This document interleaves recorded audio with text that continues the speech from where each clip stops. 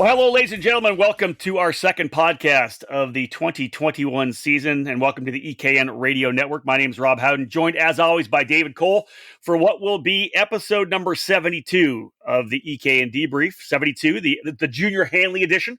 January the 15th. Friday. Took a little while to get this one done. I had a pretty busy week, but we're talking about the event I was at last weekend, the 2021 opener for the SuperKarts USA Winter Series, rounds 1 and 2 down at AMR Homestead Miami Motorplex, presented by MG Tires.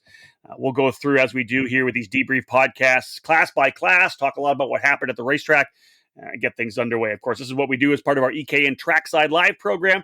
Start with the Outlap podcast, the preview the week before, wrap everything up here with the debrief. Today's show brought to you by Acceleration Kart Racing.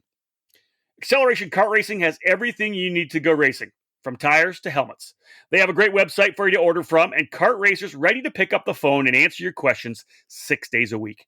With over 20 years of kart racing under their belts, Acceleration Kart Racing has the experience to help you succeed on the track. You can rely on them to get the parts you need when you need them. Make Acceleration Kart Racing your go-to source for everything karting. All right, David Cole, ready to do this? Let's rock and roll. Let's get into this deal. Just like we did the season when I got down to the program. It was good to be down in Homestead. The event, of course, last weekend, January the 8th, 9th, and 10th, Friday, Saturday, Sunday. As we talked about in the Outlap, practice all day on Friday, then went wheel-to-wheel racing with identical days on Saturday and Sunday. Again, back to AMR Homestead Miami Motorplex. Track's been around for over 20 years now, and I got a chance to actually race down there. I think it was 2002 when I ran my first year of running shifter karts. Again, all 4 events count for this particular program. There's 2 weekends, one in January, one in February, of course, double headers. So 4 rounds in total, all 4 rounds count. And David, a pretty solid weekend overall in terms of racing. The weather was absolutely ideal for racing in January. We had cooler temps in the morning. You were around anywhere between 53 and 55 when we started qualifying at 9 o'clock in the morning. Got up to in the high 60s every day. Beautiful sun, a little bit of cloud, hardly any wind whatsoever. So a beautiful day. Racing itself was pretty good. A couple of red flags, but other than that, all in all, David, just the way you want to start the season off in Florida, man. I know it was 25 degrees back home, so I was happy with 68 in Florida. Yeah, the images captured by On Track Promotions showed a very sunny weekend for sure. I believe it was rain kind of hit once in a while last year at both events, both January and February. So to get through January without any rain, I think that's a first for being at Homestead, really. Yeah, it might be. You're right. We talked about the numbers in the debrief, essentially, or rather the Outlap preview podcast. 240 entries in total last year in 2020. When I walked into the timing and announcing container there at Homestead, asked Tom Thielen, who's been with SuperKarts USA forever. They got, I think, 6 or 7 walk-ups. Ended up with 201 was the final total. All said and done. Great numbers, as we talked about. Micro Swift actually ended up getting up to 30 in the micro category, 25 in mini. Other big ones, of course, the 34 and the 40 and X30 junior and senior.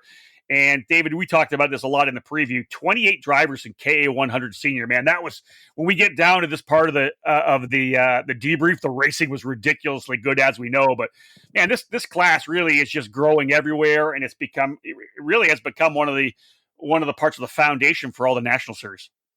It has been, and it's great to see exciting racing happening right away to begin the 2021 season.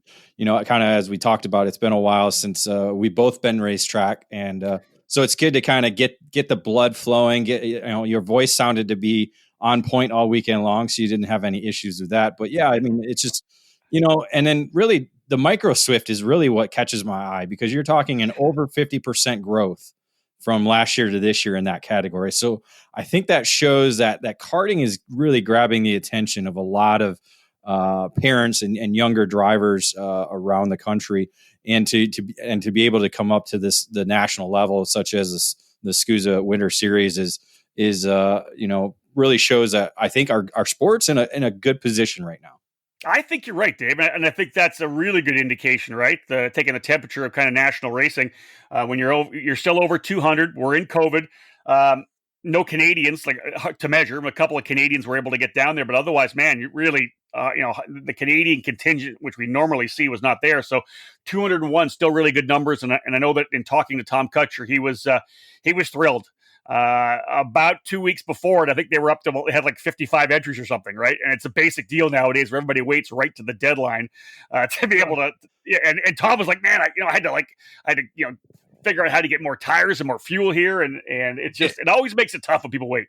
It's for a good reason right now. Obviously we're in still in a questionable stage. I mean, we just saw the Road Tax Grand Finals cancel yesterday, a week ahead of time, before people are 2 days before people start traveling to Portugal to compete in that. So again, it's, we always talked about it year in, year out, how people wait till the last minute to enter out. But I think you're really going to see that more and more, especially this year.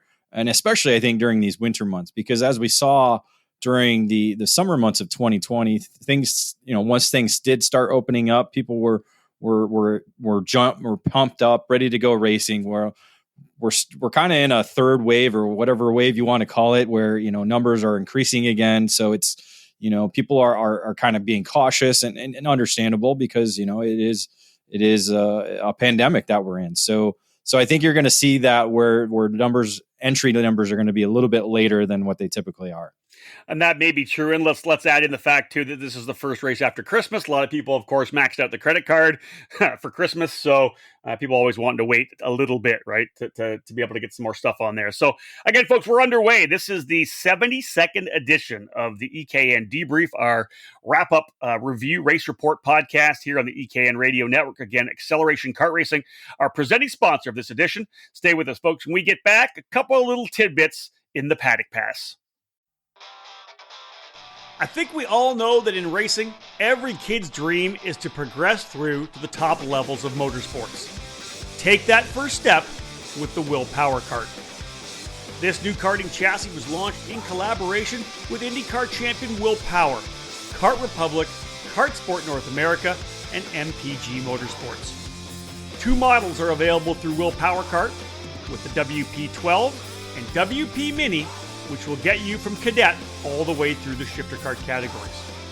In its first season, Will Power Kart secured victories and podiums at the national, regional, and club level, including 2 United States Pro Kart Series championships. The kart is primed and ready to take you to victory lane. Visit willpower.com to learn more about their chassis lineup and follow them on all social media platforms. Will Power Kart, all power.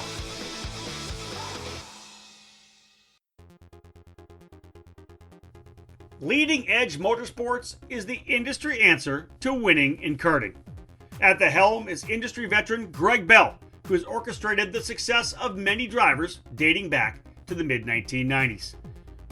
Most recently, Leading Edge Motorsports and Greg Bell helped guide Danny Formel to victory at both the Rock the Rio and the Superkarts USA Super Nationals 23.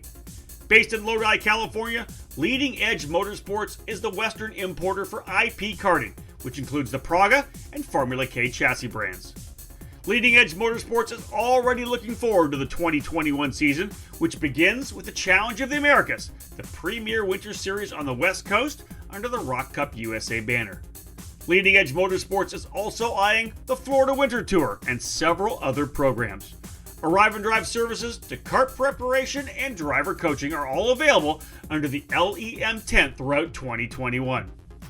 Greg Bell has been building racing engines for over 20 years, and he's excited with the continuing growth of his new Mega Power race motor building program. It doesn't matter what color your chassis is, choose Mega Power to get to the front. For more information, click over to leadingedgemotorsports.com and find them on Facebook. At Leading Edge Motorsports, winning never gets old.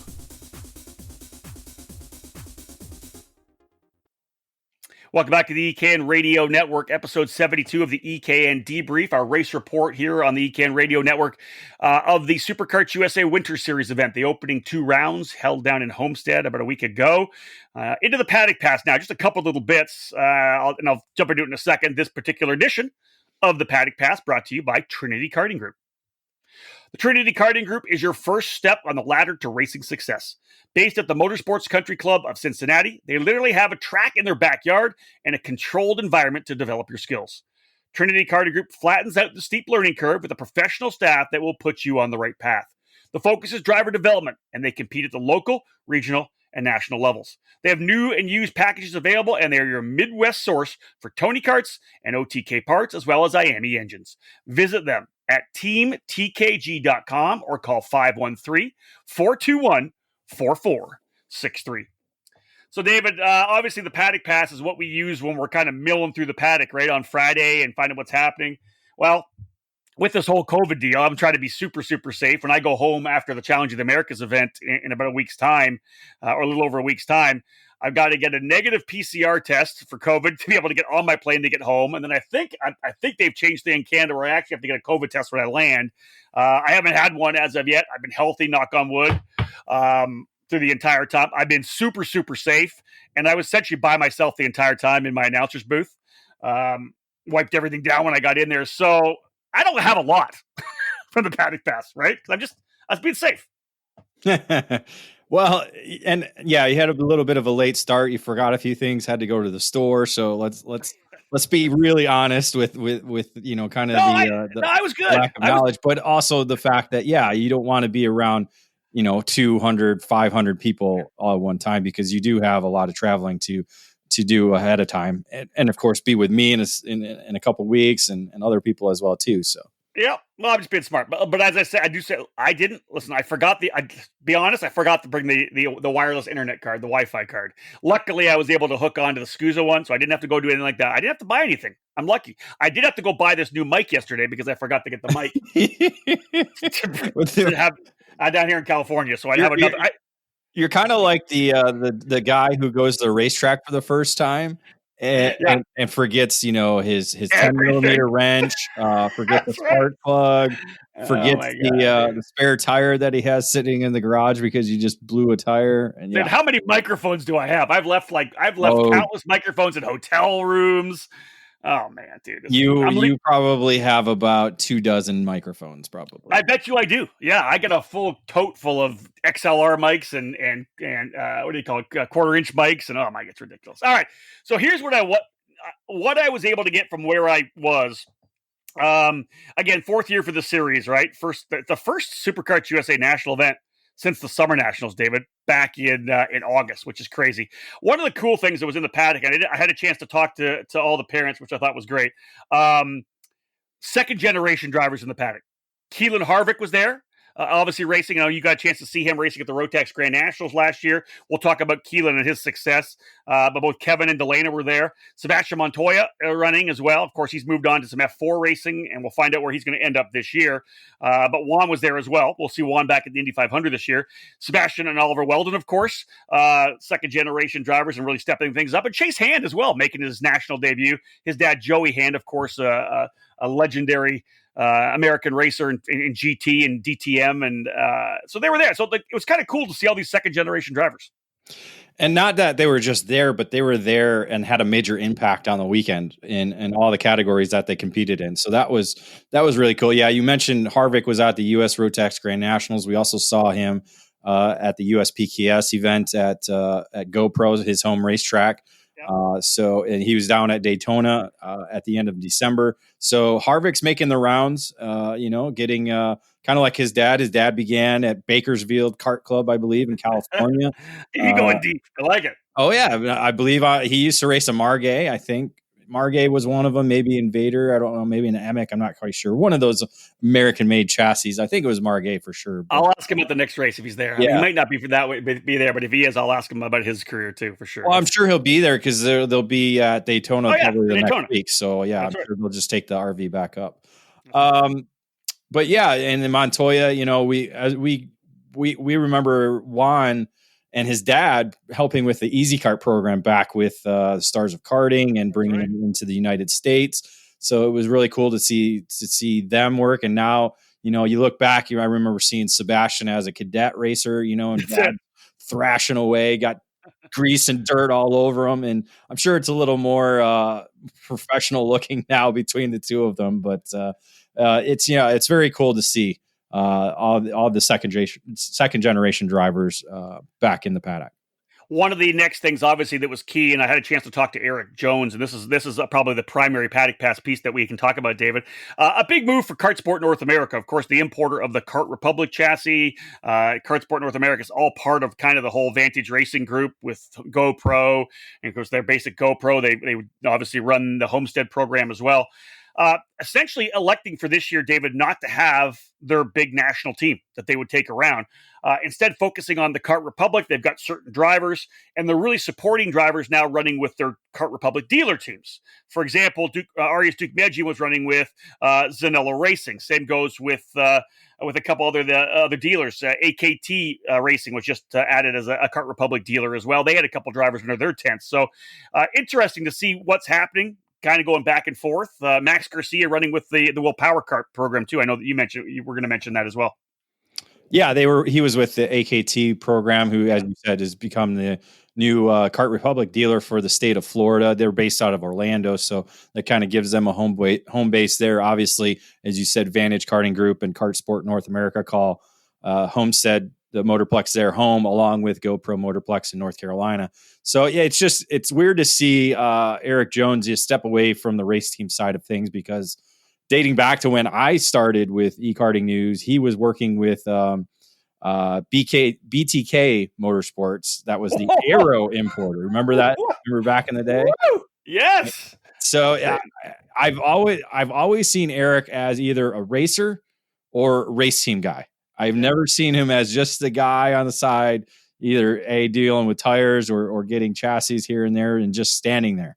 He's always working, moving around, making sure customers are getting the input they need and stuff like that. So I got to say, it probably was weird for him to be just standing there this weekend and not really diving into the racing side aspect. And that's pretty much what he said. He's like, he was almost bored, right? He's like, what am I doing right now? Because normally you're diving in, working with all the teams, the mechanics, and everybody. But I like the move for Kart Sport North America, because if you've got customers, you put them out to your dealers can kind of support those guys. I think it's a cool move, and we'll get Eric Jones on a podcast coming up here pretty soon, and we'll do one of our EKN lives and have a good chat with him on a face-to-face. But that's pretty much what I got from the paddock. The limited time I did talk to anybody. When we get back after this break, it's time to start talking about the racing, because there was a ton of racing going on, and it was absolutely awesome. Stay with us, folks. More to come here on the EKN Radio Network.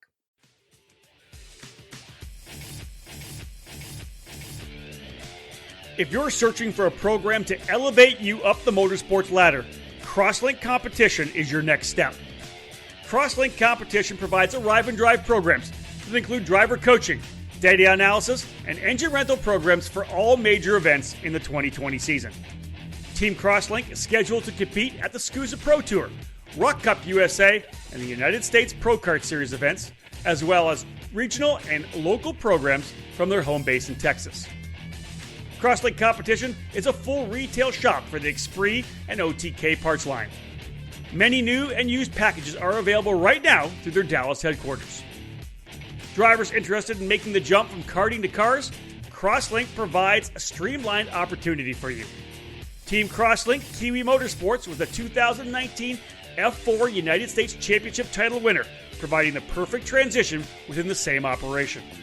Drivers looking to compete with an elite-level karting program or to pick up gently used team equipment are asked to call 214-432-4413. Be sure to follow all the team's social media platforms at Team Crosslink.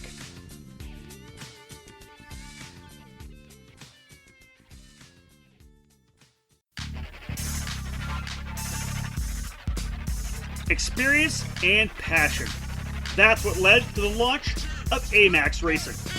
Owner Charles Maxwell began AMAX Racing in 2015, expanding the operation in 2019 with a focus on driver development for drivers of all age groups and backgrounds. From top-level drivers to grassroots racers or families looking for a team that will help them achieve their goals, AMAX Racing can guide you with the absolute best trackside service at affordable prices. No matter the chassis, AMAX Racing welcomes you and has the experience to put you on the top of the podium. You can join the AMAX Racing family at the WK Manufacturers Cup Series, Route 66 Sprint Series, and local events around the Indianapolis area. The operation is also set to compete at the Rock the Rio and SKUSA Super Nationals later this season. For more information, contact them at 317-437-5886 or find them on Facebook. AMAX Racing, all of your karting needs under 110. Welcome back to our first EKN debrief for the 2021 season. As David Cole, myself, Rob Howden, giving you the race report from the opening round of the SuperKarts USA Winter Series down in Homestead. Race report segment of this podcast brought to you by PSL Karting. PSL Karting is North America's importer and distributor for the legendary Burrell Art brand. PSL Karting is your complete source for all things Burrell, providing this top quality product both through their expansive dealer network or through their own PSLKarting.com online store. Arrive and drive programs supported by PSL's experienced staff and in-house engine program are available for all major U.S. and Canadian events. When you're ready to win, call PSL Karting or visit one of their dealers today. All right, David, let's get right into X30 Senior. And like you did, a little change up, little evolution for the podcast. We start with a headline now. And the headline I came up for X30 Senior, Stellar Battles and Controversial Chaos highlight X30 Senior. It was, you obviously saw some of it on social. I know you were following along a little bit throughout the weekend, but things got a little interesting in X30 Senior. It's, well, you're looking at the onboard footage from some of these drivers that we'll be talking about in the category. It looks like everybody was pretty even from, say, about P15 all the way up to the top of the order. So it seems like everybody was going for every possible inch they could. And then some people's heads just got a little bit of the red mist going. That's it. Towards the end of the day. That's exactly it. The thing about Homestead, 0.7 of a mile, 12 corners that I was calling at least. There's a lot of great places to pass, right? The run from 1 down to 2, good there, into the inside of turn 4 or even turn 5 as you get into the inner loop, the double left-handers. You come across out of that into that little short shoot through 7 into a hairpin turn 8. A lot of drivers dive into the apex there. A lot of overtaking in turn number 8. And of course, out of 8 down to turn number 9, then in turn 10 as well. There was just so many places to pass there. And that really, I think, what made it super exciting. That's why when you hear a lot of our hard chargers, there were guys that were able to come from deep in the field because you can overtake at Homestead. On Saturday, Ryan Norberg, reigning Winter Series champion, 4-time national champion for Rawlson Performance Group on the Cosmic, was on the pole. Arias Dukmedjian stepped up, then worked his way to the front on the Kart Republic in the pre-final. And Arias really, you'll hear this once you get a feel for the theme of this show. Arias had a tremendous weekend. Again, number 1 on the EKN driver rankings alongside Luca Mara. Is not surprising he would show well. So in the event, Norberg, David really put on the show, started 12th and was able to work his way up to the victory, the on-track victory. He's got his video up on YouTube and you watch all the passes he made. That thing came alive mid-race and he really put on an amazing show for sure. But he was penalized for a pushback bumper and dropped to 4th position. Now, here's how it all shakes down. Dukmedjian was stalking Norberg hardcore over the last couple of laps. There's the double hairpins, I said, turn 8 and turn 9. Coming out of 9 to turn number 10, Dukmedjian got a better run, actually pulled around the outside and was coming across from right to left to try to get to the apex, but didn't have the room yet, made contact with his right front to left rear, and Dukmedjian did that spin and went off on the track. That Norberg's able to slip through, right? He's able to get the victory, on-track victory, and then as we said already, dropped to 4th because of the pushback. Arias comes back on the racetrack. He gets, I believe, penalized for unsafe entry because he drove right back in front of everybody. He tried to stop everybody. Makes contact with Alessandro De Tullio in the parallel. Here comes the chaos. Everybody's getting through 11 and 12, and essentially De Tullio comes onto the front straightaway, gets off the throttle, literally waiting for Dukmedjian, thank you. And points him by, and the minute he goes by, they're just past start finish. Literally turns right, drills him, almost takes out a couple of the flagmen, almost takes out the flagman Aaron Likens, hammers him. Up in the air goes Dukmedjian, and everybody's just like, what the hell just happened? Literally. But, and Tom Kutcher's been around, he's obviously around talking to people, blah, blah, blah, in the RV, whatever it may be, but he was right there watching it. Obviously, Tom's livid. He saw everything that happened. the video's right there. And of course, another thing we probably could have brought up in the paddock pass, David, but they brought back Bo Barfield and John Maskey, the IMSA race directors, to be race directors for Supercarts USA. These guys are ex-racers. They do professional racing, and they do such a good job with the video marshaling system. They threw DeTulio out for the weekend. Like, literally, you're gone. And I don't know if it's gone he may be gone for the entire year. I didn't confirm that. I probably should have. But, they booted him out. And literally, because I think DeTulio told Kutcher that he tried to do it. Literally, he did it on purpose. Like, crazy. Absolutely crazy. According to the statement on the Supercarts USA website, following the X30 Senior Final on Saturday, January 9th, SKUSA wants to reassure our customers that the incident that happened at the end of the race is not acceptable, nor will be tolerated at any SKUSA event. Supercarts USA is taking the situation tremendously serious, and this flagrant and extremely dangerous misconduct has resulted in the driver being suspended from any SKUSA or SKUSA sanctioned event for 12 months. So wow, while they don't state the driver's name, maybe possibly because he's a minor, I don't know if that has anything to do with it. But I think we can all assume, because Dugmejian raced the next day and Alessandro did not, that Alessandro will be suspended from all Supercarts USA racing for the next 12 months. And there it is. There you go. And I think, you know what? I think it's warranted, because, and you and I have talked about this many times, David, when we want our sanctioning bodies and our organizations and our race directors to drop the hammer, because that has to happen. So everybody knows, like, you can't do that. And you said it's red mist, and it's a young kid, his first year in senior. And I don't know if you thought he was getting pushed around, whatever it may be, but you simply can't do something like that. It's just, and that I think the year ban is a good idea. You? Yeah, I mean, thankfully the injury by the photographer Trevor Blue was not serious. Only a minor injury to the ankle, but if it could have been worse, camera. Well, yeah, I think the camera still worked because it captured the entire incident. So okay, all right.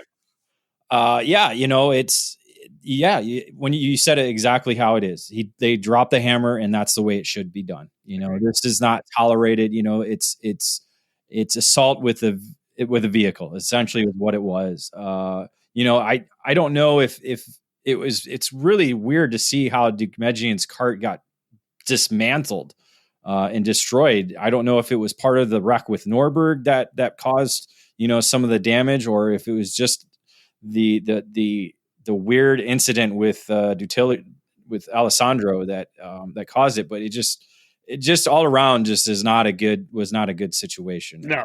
And hey, listen, and it was the last race of the day, last lap of the day. So literally everybody's up there watching it, and they were just blown away. It's crazy. So anyways, he's out. So what happens is, with the pushback bumper for Norberg, Aaron Benoit actually ends up P1. So he's the victor, and tremendous victory for him. He's fast all weekend. We'll talk more about that. Nick Ramirez ends up moving up into the second spot in the EOS chassis. Sebastian Montoya was third. Norberg, of course, as we said, dropping from P1 to fourth. And Bryson Morris able to work his way back up into the P5 position. Hard Charger, tremendous run for Thomas Annunziata. Started back, David, in 23rd after an issue in the pre-final. Raced his way up to 15th and would be even quicker throughout the weekend. So all in all, a pretty good opening day in terms of racing, other than that one incident. Well, good to see Bryson Morris back on the racetrack. Yeah. Obviously, we haven't seen him race a kart since August, when he doubled up in the SKUSA Pro Tour Championships with KA and X30. So great to see him back into racing form and right there, finishing up behind his teammate Ryan Norberg. Let's jump into Sunday's action. Sebastian Montoya out of the gate as the quickest driver, qualified on the pole position. They obviously made some changes from Saturday. Sunday, they were very good. Montoya won the pre-final as well. The battle in the main event came down to Dugmejian and Aaron Benoit again. So Aaron really stepped things up. He got that win because of the pushback bumper. And it really looked to me, as the race was coming on, that he was going to win one outright, not having to worry about any pushback bumper. He had the lead into the last couple of laps. Dugmejian, though, was able to make a solid move down inside of turn one and then defended for the rest of the lap. He's able to take the win. Benoit ends up finishing in the second spot. Matias Ramirez actually led a bunch of the race, running for Speed Concepts Racing, David. He led early before Benoit and Dugmejian kind of came calling. But I'll point him out right now. I think one of the definite stars of that particular race was the rookie senior driver, Alex Stanfield. Super impressive, was up there battling with the guys in the lead group and literally made a badass pass on Ryan Norbert. So you're a kid, your first year junior, your first year senior, your first big senior race, and you go by the 4-time and defending champion. I thought that was huge for Alex Stanfield. Yeah, that was another onboard video that we were able to capture during the week, this past week after the weekend, and he actually laid over your audio to it, so it was a really good clip to kind of watch and see what he does. Obviously, yeah, he the last year, that last junior year, really stepped up and really performed very well. Won the USPKS championship, came in I believe third in the SKUSA Pro Tour standing, so. Yeah. Was going to carry the number 3. And he only did when he was at the USPKS races. He wanted to carry the SKUSA plate, did it at the USPKS race because he was moving up, obviously, to senior. But you're working with Sean Owens, and I'm probably sure Louis Pagano was there helping as well a little bit under the tent with Alex and all the other coaches that they have there. So really been able to kind of help progress him quickly, making the jump from junior to senior. Yeah, really impressive, David. I was when he passed Norberg, I think I was on full on peak on the PA because that was I thought, hey, you know what, that's a really good move, great confidence booster for him. And to be honest, he was really putting the pressure on Ramirez. I thought he was going to challenge for a podium position, but yeah, Alex Stanfield definitely one of the stars of the race. As I said, Dikmedjian with the win, Benoit finishes second, Ramirez on the red speed in third, Alex Stanfield in the 4th spot on the Esprit for Crosslink, as you said, and Max Opolsky running with Ryan Perry Motorsports on the Tony Kart was the final driver in the top 5. One driver had a really good run, and another Crosslink driver, and we'll talk more about him in KA100 Senior as well, but Riley Can from the Texan from 35th up to 19th. That's a lot of overtaking over a 22-lap period for sure. Great run for Riley. It is, and another driver making progression. He's been racing under the Crosslink tent for a couple of years now. Just it's all about that progression when you get to the national level. If you're not quick right away, it's getting that progression and being able to improve each time you go out to the racetrack. Indeed. Let's cap this particular segment here on the EKN Radio Network as we work our way through the SuperKarts USA Winter Series debrief. We'll go to X30 Junior, and here's the headline. Sorensen and Fletcher make early statements. And for me, obviously, the reason why I say early statements, David, is because this is the Winter Series, right? This is like the preseason for the Pro Tour. You want to come into the Winter Series and you want to be impressive. You want to run up front because you want to put your mark. Your intention to win the Pro Tour. You start that, I think, at the Winter Series. Yeah, we call it the unofficial spring training, yet it's the winter season. But our season starts in March, essentially, when we get to the core of our national schedule with SuperKarts USA and other programs as well. So this is the time to kind of hone your skills, whether it's again making the jump up from junior to senior, or in this case from cadet to junior. That's it. And in this particular category, we did have a red flag. There was an incident involving one driver who I've got the update, did have to go to the hospital, but ended up getting out yesterday, which is fantastic news. It was a wreck in turn number 1. In the on-track, Aiden Ingrata for Speed Concepts Racing actually won the race, but he was penalized for passing under the yellow flag, which came out because I believe we went full course yellow. He passed under the yellow flag before that red flag incident and won, and was bounced, dropped down the order. So that advanced Kai Sorensen from second to first because Kai was running in the second spot. Paul Bocuse and Noah Baker were in a pretty good battle. They finished second and third on the racetrack. They got penalized as well. Bocuse had a pushback bumper and an incorrect spark plug washer, I believe, for Noah Baker on his machine. So that, again, all the penalties moved Sorensen to P1. Max Garcia on the Will Power Kart goes to second. Michael Costello on the Bennett was third. Jakob Kolar on the Ralph Schumacher was up into fourth, and Leonardo Hassan on a Tony Kart rounded out your top 5.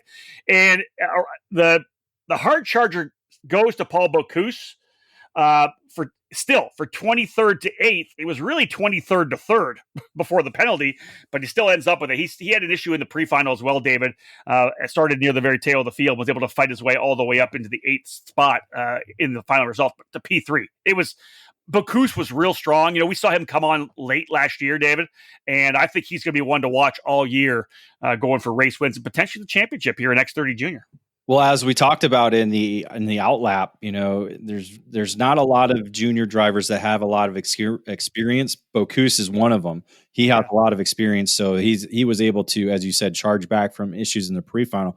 But we also talked about how there was going to be a number of rookie drivers that would be challenging up front, and lo and behold, we have two rookies finishing 1-2 with Sorensen and Max Garcia in their junior debuts. So very solid start, as you said, making statements. Just those two alone making statements. But again, some more drivers making statements on Sunday.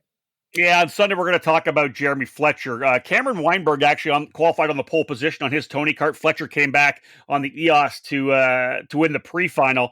And then, again, a great battle. Paul Bocuse, as I said, stepping things up in a big way. He led the second half of the race and literally probably just should have went more on the defensive to be able to hold him off. Final lap, Fletcher able to get him on the inside of turn 10. And again, that's that out of the final of the two hairpins. It's the run coming back towards the paddock into the left-hander that leads into the double right onto the straightaway. Fletcher able to get to the inside there on the final lap to score the win. Kai Sorensen was pushing late. He most definitely was closing up, but it was literally, David, one of those ones where it's, a tenth of a second and, a couple of hundredths kind of thing. He was inching closely. He was faster every lap over, I think, the last 5 because the guys were kind of working together up front, but just couldn't quite get there. Didn't have quite the pace. So Fletcher ends up with the win. Bocuse second. Another podium for Sorensen. Ingrata ends up P4. He actually was in the hunt throughout the entire weekend as well. And then Noah Baker rounding out the top 5. And another strong hard charger run. Sebastian Weldon from all the way back in 34th ends up getting up into the 16th position.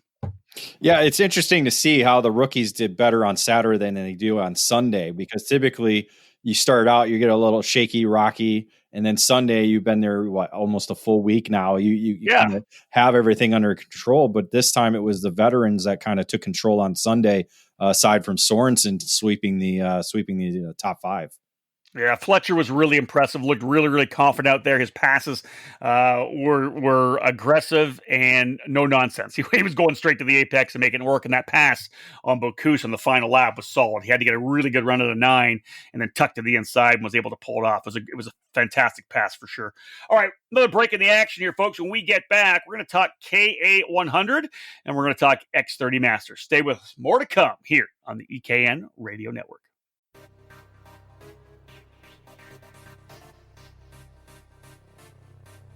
Located in Mooresville, North Carolina, on-site at GoPro Motorplex, Kartsport North America features over 6,000 square feet of retail space. Along with being the official race team and distributor for the Kart Republic chassis, they offer full retail sales, kart service and storage, and products from the top brands in the sport, such as CZ Chain, Talon Sprockets, SKF bearings, and Prisma tire gauges. If you want to take your racing to the next level, they also offer driver training and coaching programs available trackside at GoPro Motorplex. They have a massive inventory, so head to their online store at kartsportna.com to get same-day shipping of the parts and components that you need. While you're there, check out their used section of karts, engines, parts, and accessories. Kartsport North America. Top quality products, winning brands, and professional driver development services.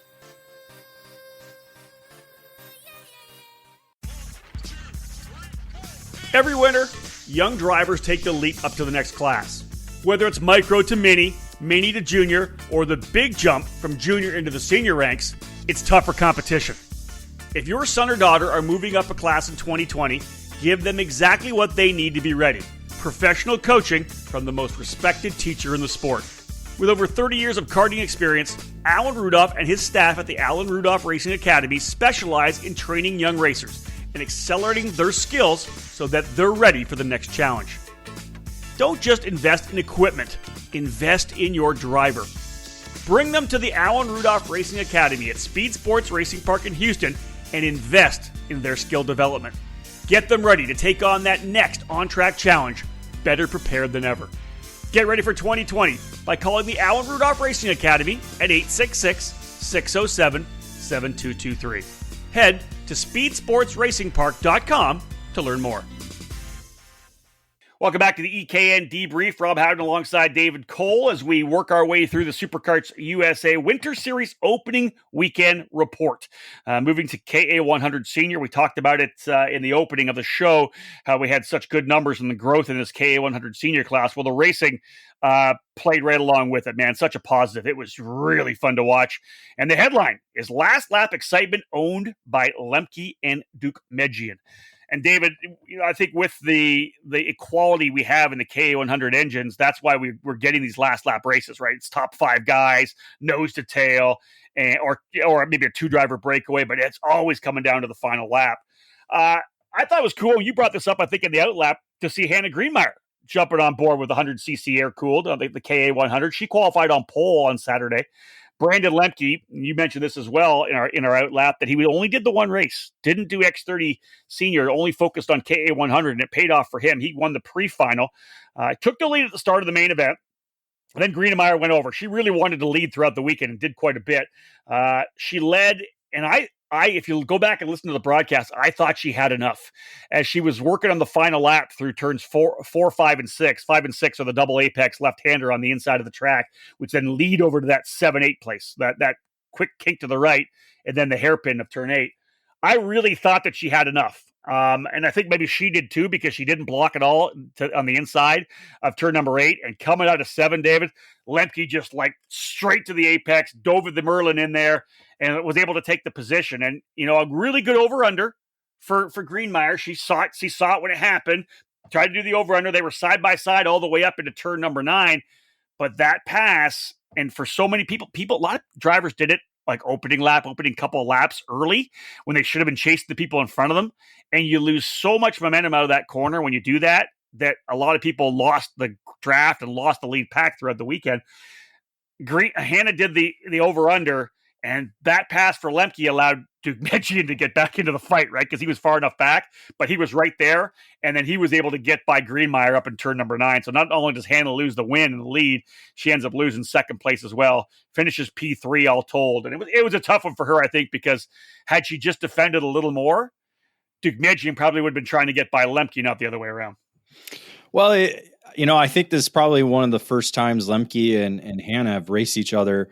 And you got to probably go back to Lemke's stock car days where he knows how to go deep into the break, at like racing at like Hickory or something like that. Yeah, Hickory.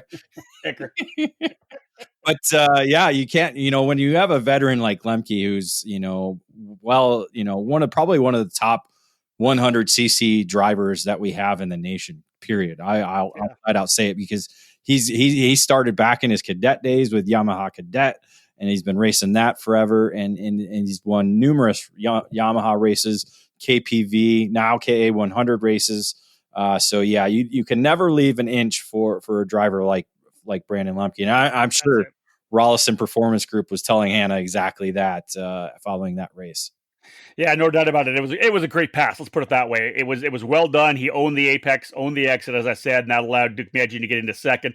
Greenmeyer ended up in third. Nick Ramirez in fourth, and in fifth position, actually, our hard charger, Thomas Annunziata, started again back in 27th. He passed a lot of carts over the weekend. Started 27th and was able to work his way up into the top 5, David. He really had some great runs, just didn't have the luck that they needed in the pre-finals. Yeah, it's just part of racing, and now being a senior rookie, he's getting definitely a lot of experience in the first weekend, as you said, running double duty and making the hard charger for 2 of the main events that he was in. Yeah. So moving to Sunday, Greenmeyer still on her game the entire time. She was flying in that RPG Cosmic. Qualified on pole, won the pre-final. In the main, though, Deukmejian was able to get the lead. Greenmeyer then came back and took the point away for a handful of laps in the middle of the race, and then Arias took it back. So they pulled away together, and it just was like obviously lining up where, Hannah, you're going to get an opportunity to do essentially what Lemke did to you. But Arias, of course, was in that battle too. He knew what to do. She pressured hardcore in the final lap, but just couldn't get it done. She didn't get close enough coming through the 6-7 inner loop part of the racetrack, or 5-6, and wasn't able to make the pass in 8. Deukmejian did do the defense. Hannah tried to get a better run down. She just didn't have quite enough to be able to get it done. And then to wrap up the top three, we talked about the big pass for Alex Stanfield, able to get by Norberg, an X30 senior. We had one here as well, David, and you talked about the progression and the development of Riley Can. He was actually able to get by Lemke on lap number 18 to go to P3, and that drew some cheers from the sidelines from the guys at Crosslink. A great run for Riley Can to really wrap up the top three. Yeah, first major podium for him in his career, and as you said, to be able to beat a driver like Lemke certainly shows the progression that he's been making under the Crosslink tent. Yeah, and Riley did a bunch of shifter racing, right? So he's really getting dialed into the single speed stuff and did a tremendous job. Lemke ended up P4, as I said, another top five for Thomas Annunziata. Hard Charger coming from 24th up to 16th. It was an 8-position improvement for Greg Campos. He's the Hard Charger in the Sunday race for KA100 Senior. All right, let's jump into KA100 Junior. The headline, Welcome and DeLong start 2021 with big wins. And Saturday's race was interesting. We'll talk about the fact that Luke Welcome was able to come to the win, and really his kind of breakout victory in national level racing for sure on the Tony Kart. The driver who showed well was really the impressive guy to the gate on Saturday, though. Another Rolison Performance Group Cosmic pilot, Chase Hand. We talked about Chase in the intro about his dad, Joey Hand, of course, professional driver in the GT ranks. Chase qualified on the pole, walked away to the pre-final win. But David got beat up on the opening lap of the start. Wasn't able to get a good start and got, I want to say, fell back to like third or fourth, coming out of one. And then literally, you've seen it many times, he just kept getting on the outside. He didn't go on the defensive at the right point. A couple of guys got inside him, I think, in 3 and 4. I think he was like 8th, I believe, at the end of the first lap. It just did not start the way he wanted, for sure. No, but all in all, it's his first Supercarts USA start in his career. Yeah. So to be able to qualify and pole, win the pre-final is certainly a great start. But yeah, I mean, sometimes you make a mistake, and unfortunately, he made a couple mistakes that essentially took him out of contention for the victory. Yeah, I talked to his dad Joey at the end of the weekend, and they're taking Chase national. They're going to do some national racing, really kind of try to jump him up. But he showed amazing pace, and of course Joey just raving about working with Rolison Performance Group and part of that junior program. So when it all shook down, Luke Welcome took over the lead, obviously, and wouldn't be headed. He was able to get out front and pulled away and just turned in a fantastic performance for the race win. That said, Hand was still the driver to watch. He was absolutely impressive, working his way forward, turned the fast lap of the race, and was literally and was just eating him up. 5 more laps, he may have been able to catch Welcome to battle for the win. Luke, though, got that victory. Hand was second. Parker DeLong, actually the Hard Charger, P3 from 19th on the grid, all the way back in 19th, able to get up to third. Colin Lloyd was in the fight throughout the entire weekend as well on his Tony Kart. He ended up in the 4th spot, and Jake Walker rounded out the top 5. Really good run by Parker DeLong, who's running, I believe, with Ryan Perry Motorsports this year on the Tony Kart, and was able to work his way up to third. Yeah, a lot of new names that we haven't seen in the category, and I think that's going to be kind of the highlight of the KA100 Junior category throughout the season, no matter where we go, because a number of drivers have graduated up to senior, and drivers moving up from cadet, such as Parker DeLong. New names coming into the national circuit as with Hand and Luke Welcome, and so it'll be a pretty interesting season in this category. I agree. I think it's a lot of good storylines in here for sure. And we had another one, obviously, starting on Sunday. Luke Vasquez Jr. qualified on pole on his Burrell Art machine. Actually, I think he's on the Charles Leclerc. And he was impressive. And David fast in the pre-final as well, but had an issue. I didn't see it, so I don't know what happened. It was right front damage, so he ended up finishing dead last. Had to start at the very tail of the field in the main event. Parker DeLong ends up getting the victory in the pre-final and was able to get in the middle of the fight early. As things shook down, Christian Miles on the Race Factory turning things up as well. He led the race with about 5 laps to go, but then Luke Welcome and Parker DeLong were able to slip past. They were battling back and forth. This allowed Chase Hand to get back into it to make it 4 drivers fighting for the race win.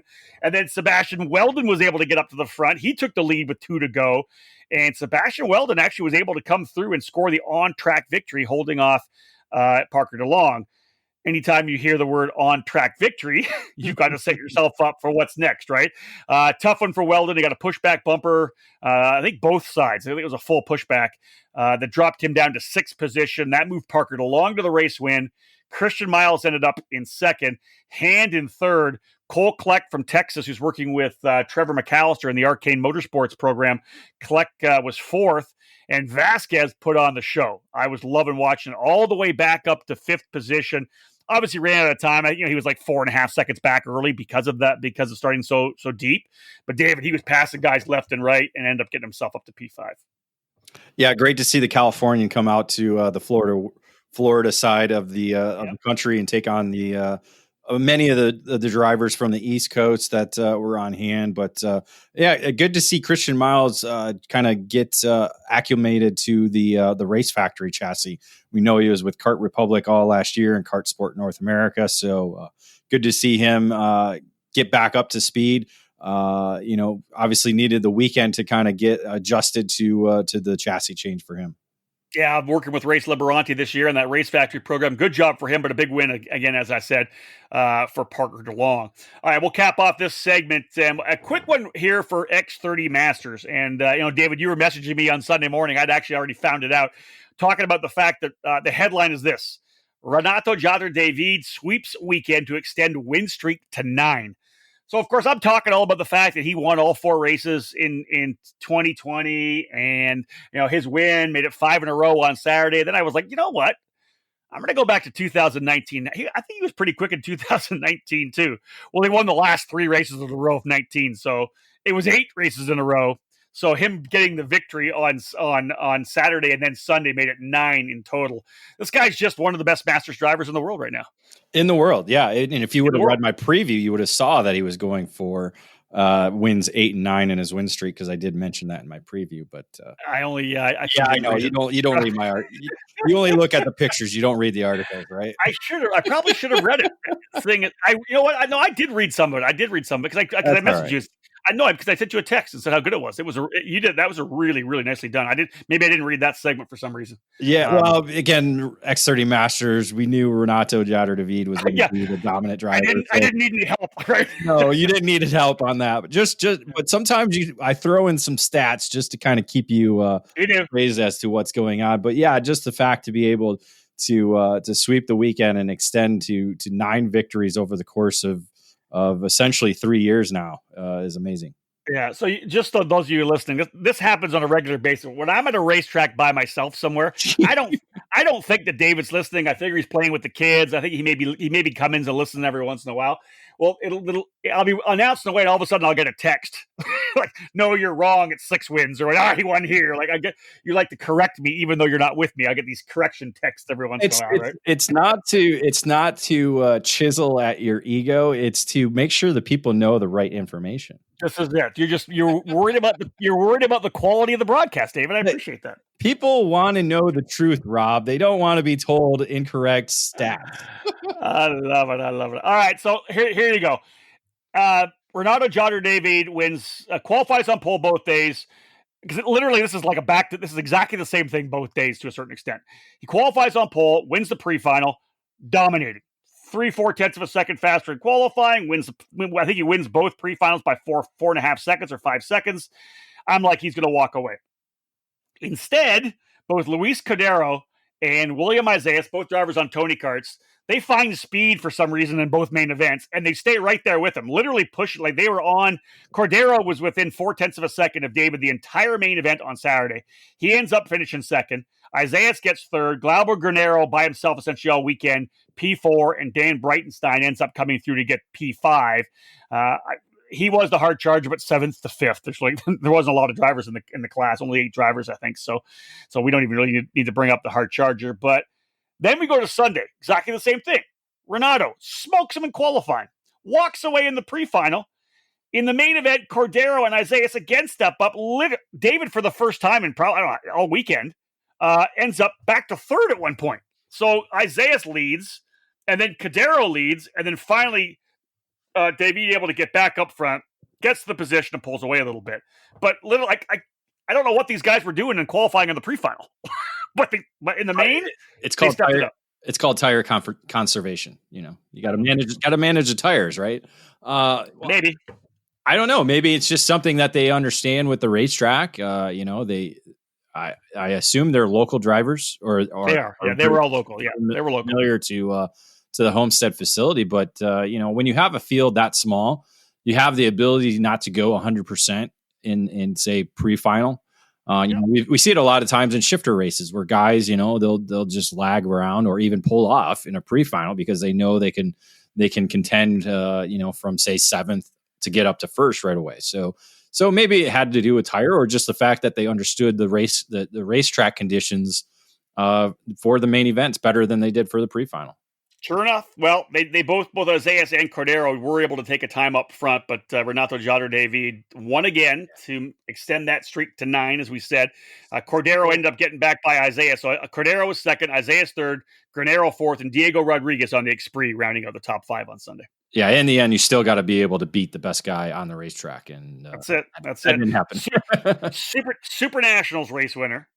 I guess a 2-time. I'd have to go back to 18, but at least he's won the last 2 championships in the SKUSA Winter Series. This is Renato Jader David. Won the Rock Cup International Final, Super Final as well. Correct. Last year, this guy has won, and Super Nationals, as I said before. So this guy's won races. All right. Another break in the action. We're going to go Pro Shifter, Master Shifter, Mini Swift, and Micro Swift to wrap up the category. Stay with us, folks. We're going to start wrapping up this edition of the Debrief here on the EKN Radio Network.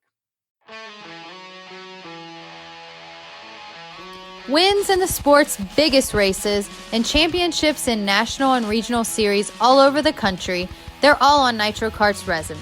The Nitro Kart has made its statement as the best, fastest, and winningest cadet chassis on the American market. The 2020 Nitro Cadet is even better. The kart features magnesium front and rear hubs, a floating sprocket hub, and a roller-bearing steering column support with toe lock. The Nitro Kart Cadet is completed with Mini Dynamica bodywork and Max Pappas's MPI steering wheel.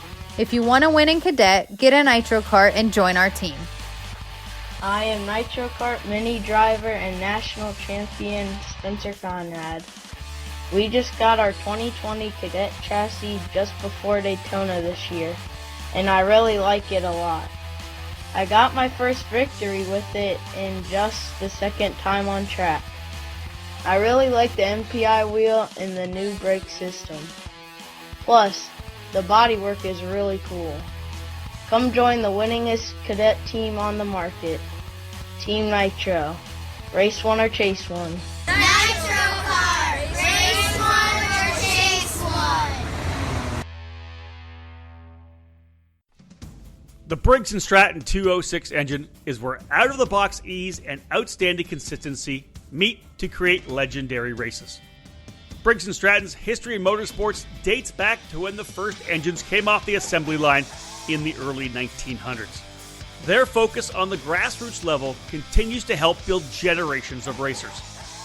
Since 2008, the Briggs & Stratton 206 has gained a following that has the engine powering the largest fields in North American karting today.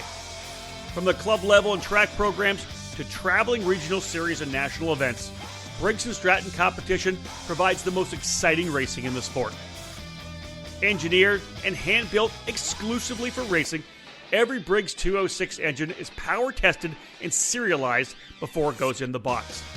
Karters can take that engine straight from the box to their kart and be on the podium at the end of the race day.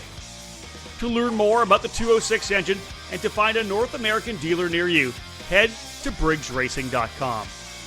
Briggs & Stratton Racing. What powers you? Welcome back to episode 72 of the EKN Debrief as we break down the SuperKarts USA Winter Series event. Again, the race report brought to you by PSL Karting. Let's jump in, David, to the Pro Shifter category. These will be fairly quick. Again, not a lot of drivers. 7 in Pro Shifter, 5 in Master Shifter. The headline: Cruz wins Shifter debut. Of course, the 12-year-old driver jumping in, controversial for sure, but they've given him the ability to race. And I will say this, and talking to Greg Bell as well, for a young kid, Brent Cruz acquitted himself very well. Clean passes, zero contact. I don't think there was a tire scrub on his Formula K, and he battled with Alan Isambard all weekend long. Seriously. Isambard on the parallel qualified on pole, won the pre-final. Cruz was struggling a little bit getting off the line. It was not surprising. In the main, Isambard led the first 4 laps, but then Cruz took over, made a great pass. Again, no contact whatsoever. So I'll give him that, man. He definitely showed well on the weekend. And if anybody were naysayers, he definitely showed what he got. They ran together for the rest of the race. Isambard was all over Cruz the entire time. Tried to make a move on the final lap over in turn 4, and that's the right hand that leads into the inner loop. Climbed on the back of Cruz a bit, took himself out of the race. So Brent Cruz ends up with the race win. David Greco for PSL Karting on the Burrell Art, the Canadian, finished in 2nd. Baylor Griffin on the Magic in 3rd. Pierce Baldus in 4th, and Isambard was ended up finishing in 5th.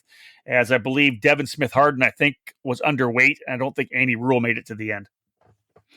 Well, that's something we talked about going into the weekend. We knew Cruz was going to be fast. We knew he has the ability to be quick in the shifter carts, and there was no question about that.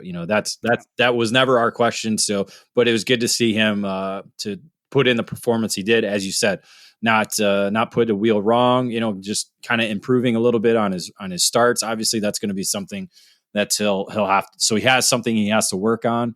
But that there's no doubt about it. He has the talent to be fast. No doubt that. He ends up qualifying on pole. Brent Cruz on Sunday. Isambard able to get by to score the pre-final win, but Cruz goes green to checker in the main event on Sunday. Isambard pushed him the entire time, was never more than 1 or 2 kart lengths back, but wasn't able to make a move to get the race win. Greco again on the podium, P3. Devin Smith Harden ended up in the 4th spot, and Baylor Griffin rounded out the top 5. In Master Shifter, here's the headline: Barnes and Hemrev split main event wins. So I think it's Remrev. I keep you know what? He actually messaged me to make sure. I'm going to go stick. Literally, dude, stick with me here right now. I'm going to go. He sent me Remrev. He sent me a message on Facebook, and I haven't got back to him yet. Well, I need to do that. I tagged him on Instagram, so I was able to see. But he's a car guy. He's raced. What was it? Atlantic back in the day. Atlantic. Yeah, he raced Atlantic. Yeah, he messaged me that. Here's from Freddie right here. It's the H is silent. It's Remrev. Remrev. Yeah. Remrev. I got it. Yeah. And he got a picture. I'll get back to him in a couple seconds here. He'll be able to listen to it as well. Let me shut this down. Back over to here. So anyways, here's the interesting thing about the battle between Skitchy Barnes and Remrev the entire weekend, right? Remrev's faster. First off, so Barnes goes out. They've got he's got his old Intrepid. He's got a 6-year-old Intrepid he's racing on. He tells me he's going to I think he's going to start in a fresh kart. He hasn't had a fresh shifter in a couple of years. That works on the road course, not so much on the sprint track. He's got his old Intrepid. Scott's a skinny guy. I had dinner with him on Saturday night. He's a pretty skinny guy. But so you got to pound the curbs at Homestead, right? And he wasn't wearing a what do you call it, a rib vest. He got pretty beat up in practice on the practice day. Had to go back to the guys at Hardin Motorsports Group and say, guys, can you put a bigger seat in for me? And then actually wore the rib tech after that. But yeah, he tried not to do it, but he was a little beat up. Now hold on. Because you talked about it, I just want to talk about it a little more. I saw on board with Brent Cruz in one of the races. Yeah. And if there was anybody that ever stayed off the curbs, it was him. He didn't touch the curb a single corner. You know what? And funny you say that because I watched some of that too on the racetrack. It's the same thing. He wasn't attacking the curb, which kind of surprised you. It's the complete opposite of Danny Formal, who was helping him on the weekend. So I'm really kind of confused if did Formal even talk to him on the weekend? That's so funny, and you're right because he was clean. In the end, on the entire weekend, it was really Barnes versus Remrev the entire weekend. Freddie's on a CRG. Barnes, as you said, on his Intrepid. Remrev qualifies on the pole. I think Skitchy got the whole shot in both the pre-final and the final, but Remrev really was about 2 to 3 to 4 tenths of a second faster than Scott the entire time. In the main event, Skitchy gets the whole shot again. Remrev actually goes to the tail of the field. I'm not sure what happened, but he went to the very back of the field. But fastest guy on the racetrack, reels Barnes in, but just couldn't find a way past. And Scott was figuring out how to get through 7 because he looked inside 7 a couple times to try to get that pass over to turn 8. But Scott just was able to hold him back. And really, Remrev just wasn't able to find a way through it, and Barnes ends up with the win. Remrev took second. Ken Schilling on the Aluminum having a really good run with Amir Sonata, who's on the Magic. Brian Smith was right in there on the CKR as well. Finally, Schilling able to kind of get up to the front, get into the lead of that group, and pulled away a bit for P3. Sonata ended up with the third spot, and Sonata fourth, Smith rounding out the top 5. There you go. Now you got it. Yeah. Well, Sunday. Let's go Sunday, then you can wrap up. Sunday, Remrev qualifies on the pole. Barnes gets the pre-final. Hole shot again to start the main for Scott Barnes.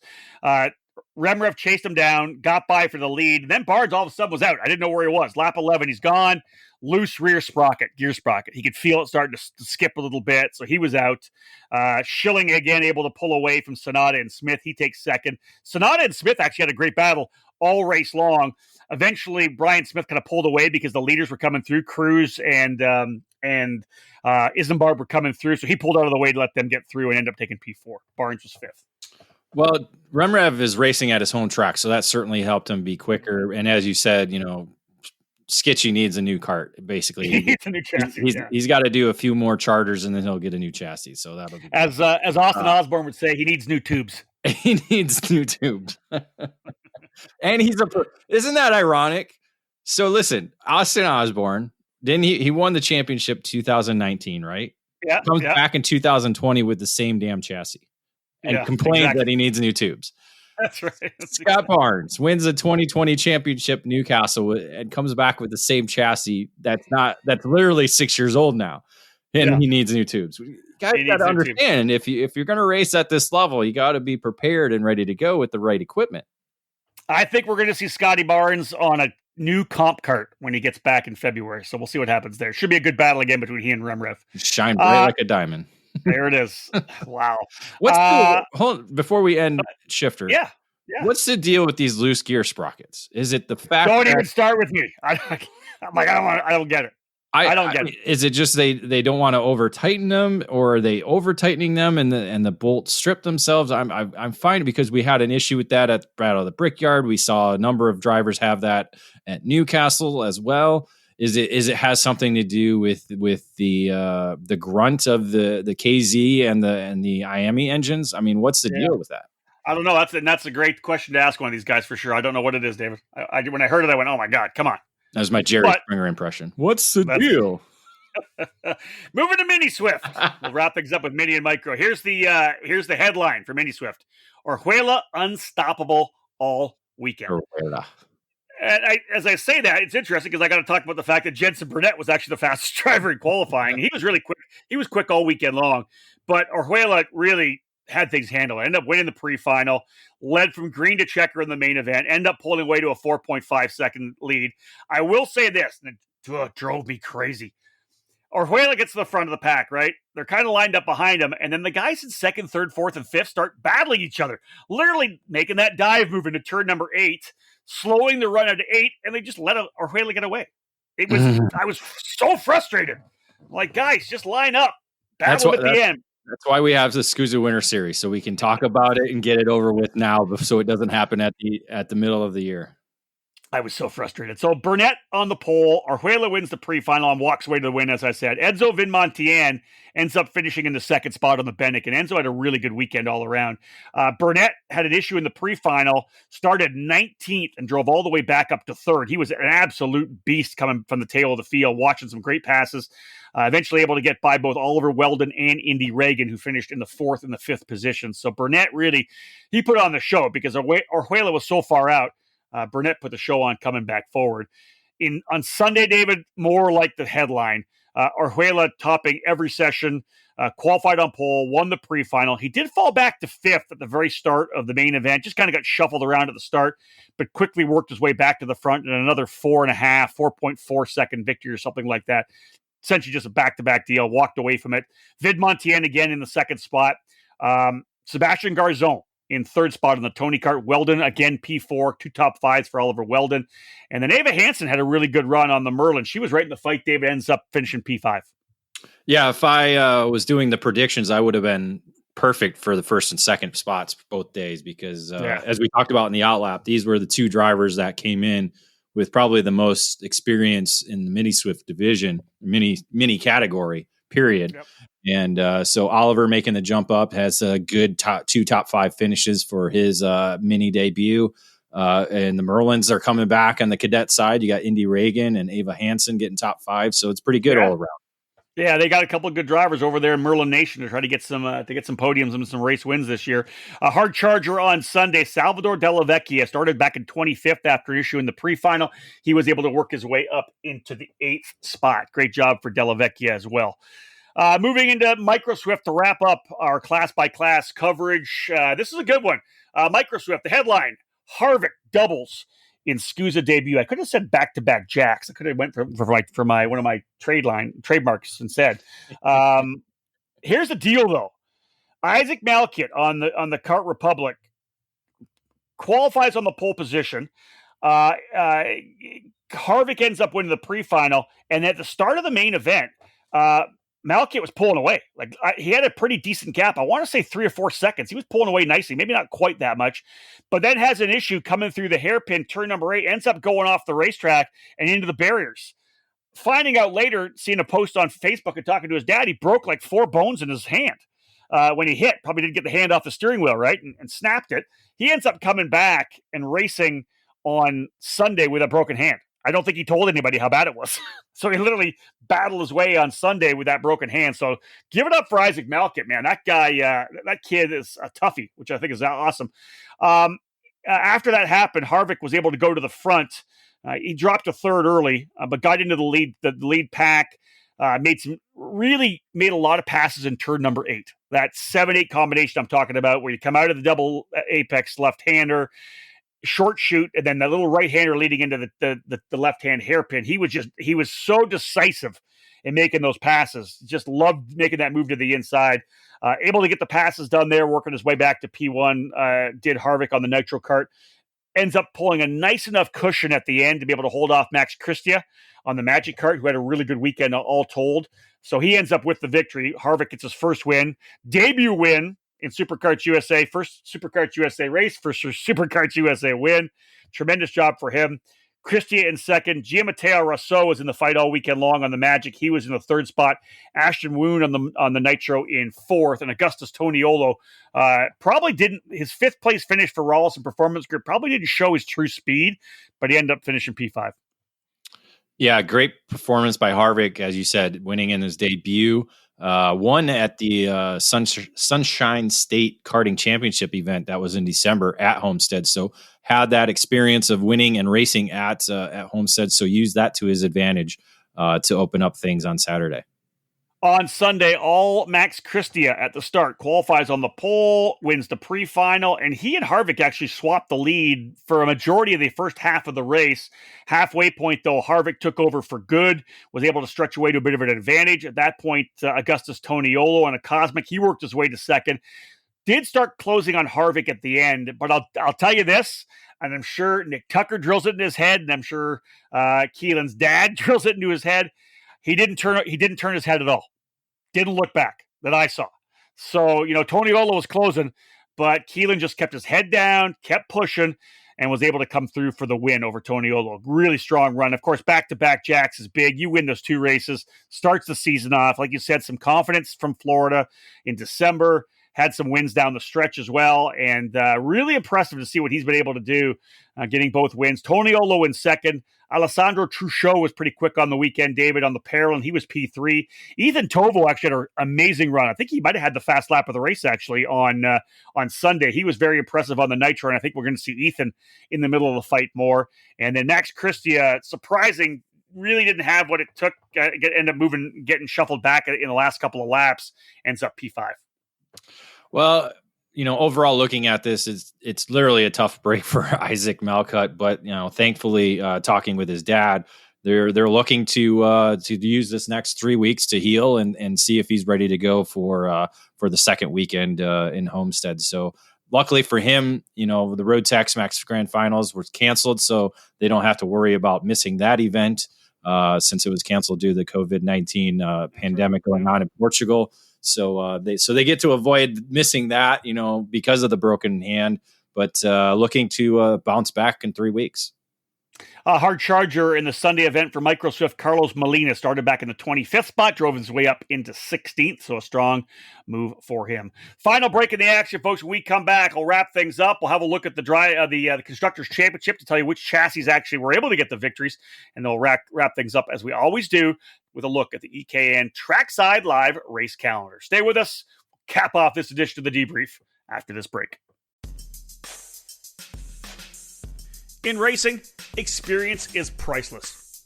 Franklin Motorsports is a leader in the karting industry with over 50 years of combined karting experience, and we can provide you with everything you need to go racing. With a large online product selection, select track support events, and a wide variety of shop services, Franklin Motorsports is your complete karting source. Check out our online store at franklinkart.com, where all our products are just a mouse click away. We ship daily to ensure that you get your order as quickly as possible, and we are constantly adding new products to our online store.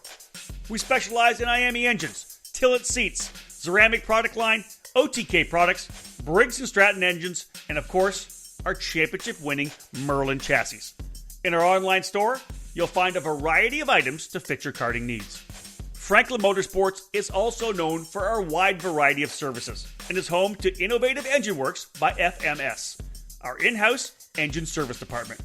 Frame straightening, kart prep, and dyno testing are all services offered regularly at Franklin Motorsports. For all things karting, visit franklinkart.com.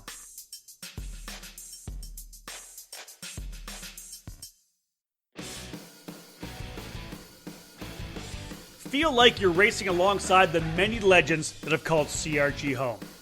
With direct factory support, the CRG Nordam operation is the North American distributor for all CRG products related to karting and is based just outside Houston, Texas. The complete racing chassis line, including the famous Road Rebel shifter kart, is available through CRG Nordam. The growing FS4 Briggs & Stratton focused chassis is expanding worldwide, including right here in North America. Many tracks, indoor and outdoor, have made the switch to the Centurion rental kart line through CRG. New for the 2020 season is the Mini Hero for cadet racing, homologated for FIA competitions around the world.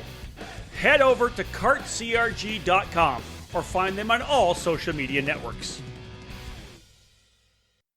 Welcome back to the final segment here on the EKN Debrief as we wrap things up for the SuperKarts USA Winter Series opening rounds in Homestead, Florida. David, just a quick wrap up really here. Huge, I think, for SuperKarts USA to get over that 200 entry mark. Really getting a chance to press the reset button after being on the shelf for a couple of months late last year. Tough decision, of course, to cancel the Super Nationals in Las Vegas. I had a lot of talks with Tom Kutcher about what the reason was, and just didn't want to roll the dice, and I can understand it. But to be able to get back, David, with 200 entries and really strong racing throughout the weekend as well, I think all in all, they probably couldn't have asked for much more coming out of the gate for 2021. Yeah, as we've continued to say since November, it was about not having to lose out on two events in 2020. The Winter Nationals that was held at NOLA was canceled on Friday as we were there, and so to have that, with the possibility of that happening again at an event such as the Super Nationals is daunting. It's hard to wrap your head around it. And yeah, so there was no doubt about it to cancel the event. If I was in his shoes, I would have done the same thing in all honesty. And as you said, it's great to get back going now. We're in a brand new year, so it's, as you said, a time to recharge and regroup and to start the winter program with over 200 entries is a great way to do that. Great racing, a couple red flags, but overall in all, as you said, a pretty good weekend. Yeah, and you and I always use those numbers, right? The 100 number, the 150 number, the 200, the 250. There's just those milestones, those marks that are big. Obviously, great for SKUSA to get some revenue coming through, as all the shops will say the same thing. Get some revenue back in with all the entry fees, tire sales, whatever it may be. One thing about SuperKarts USA, all their core full-time staff were still full time. Nobody got laid off. Nobody got furloughed. Everybody worked throughout the entire time. So kudos to them to keeping those guys working, which I think was great. Let's have a look at the Constructors' Championship now. Tony Kart, another big weekend for them, end up with 5 race wins. There's a lot of Tony Kart drivers down there in Florida, and that was part of the Winter Series. They always have got a really good group of Florida drivers that come and run. Of course, IAME, the primary engine down at the Homestead track and in their own racing series and through the Sunshine State Karting Championships. So 5 wins for Tony Kart. I tell you, a player making a move right now is Parolin USA, David. 3 wins for Parolin. They got a bunch of badass drivers there. Yeah, you get the double by Mateus Orwela and the victory with Kai Sorensen coming back in his junior debut is a great way to kick off the year for them. Yeah, no doubt. Formula K with a couple of victories for Brent Cruz. Nitro Kart, a couple of wins as well. Kart Republic with 2, with Arias Dukmejian, EOS with 1, CRG with 1, Intrepid with 1, and Merlin with 1 victory as well. All right, David, let's have a look at the EKN Trackside Live race calendar, which is presented today by Crosslink Competition. Searching for a program to elevate you in the motorsports ladder? Crosslink Competition is your next step. Team Crosslink offers driver development along with arrive and drive programs for those karters who want to contend at the national level. For drivers interested in making the jump from karting to cars, Crosslink Competition provides a direct ladder for you to join their championship open wheel program in the F4 US Championship. Texas-based operation also has a full retail shop for the Xpree chassis and OTK kart parts. Visit them online at teamcrosslink.com. All right, David, let's wrap this thing up. You've been on the shelf, on the couch for a while. You're probably going to come in all fat like some boxer hasn't boxed in like a year and a half. Or an NBA player that just went to Brooklyn. There you go. January 22, 23, 24, about a week's actually, it's a week's time. We'll be trackside in 1 week for the opening round of the Challenge of the Americas.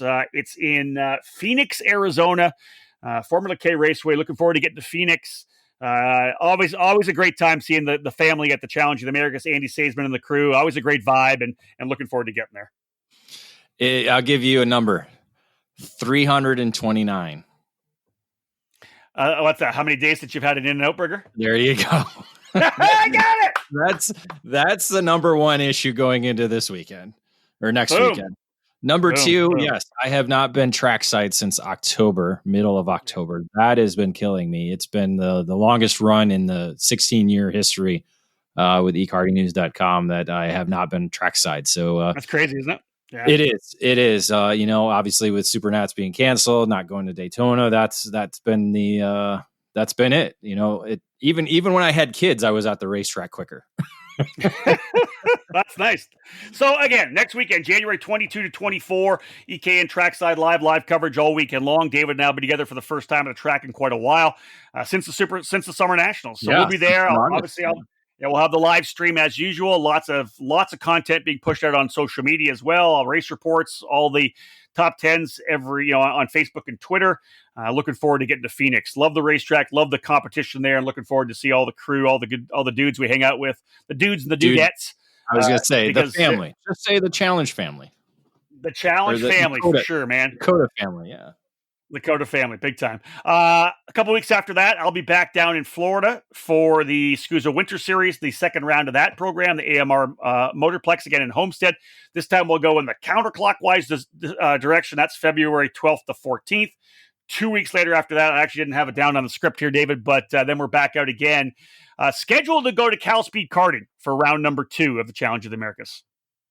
Yeah, it's going to be a great year. We're getting off to what seems to be normal. You at the Winter Series, me and you both at the Challenge of the Americas.